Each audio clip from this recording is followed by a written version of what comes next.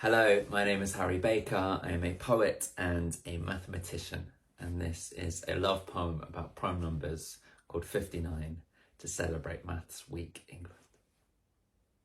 59 wakes up on the wrong side of the bed, realises all his hair is on one side of his head, takes just under a minute to work out that that's because of the way that he slept. He finds some clothes and gets dressed. Now he can help but look in the mirror and be subtly impressed how he looks rough around the edges and yet casually messed. And as he glances out the window, he sees how he is blessed with a 6D from across the street. Now 6D was beautiful, perfectly trimmed cuticles, dressed in something suitable and never rude or crude at all.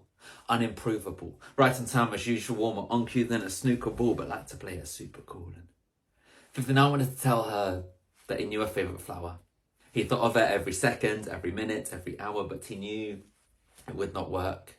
He would never get the girl because although she lived across the street, they came from different worlds. Of 59 made 60's perfectly round figure. 60 thought 59 was odd. You see, one of his favourite films was 101 Dalmatians. She preferred the sequel. He romanticized the idea they were star-crossed lovers. They could overcome the odds and evens because they had each other, while she maintained those stupid principles about a mother that separate cannot be equal. And though at the time he felt stupid and dumb for trying to love a girl controlled by her stupid mum, he should have been comforted by that simple something. 59 away from 60, and you're left with one.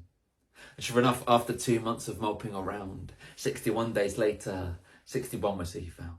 He had lost his keys and his parents were out, so one day after school he ran into her house as he noticed the slightly wonky numbers on the door. He wondered why he never introduced himself before. As she let him in, his jaw dropped in awe. 61 was like 60 with a little bit more. So she had prettier eyes and an approachable smile.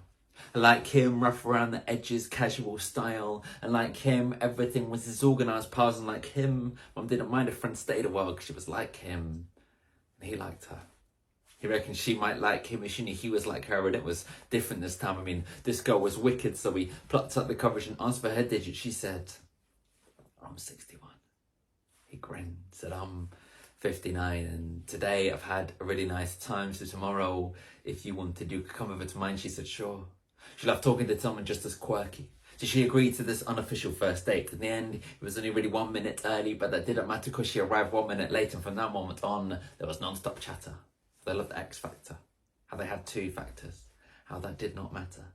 Distinctiveness made them better. By the end of the night, he knew that they were meant together, and one day she was talking about stuck-up 60. She noticed that 59 looked a bit shifty. He blushed and told her of his crush, the best thing that never happened because it led to us. And 61 was clever, see, not prone to jealousy. She looked him in the eyes and she told him quite tenderly, you're 59, I'm 61, together we combine to become twice what 60 could ever be. And at this point, 59 had tears in his eyes. He was so glad to have this one-of-a-kind girl in his life. He told her the very definition of being prime on himself could his heart divide, and she was the one he wanted to give his heart to. She said she felt the same, and now she knew the films were half true because that was not real love. That love was just a sample. When it came to real love, they were a prime example.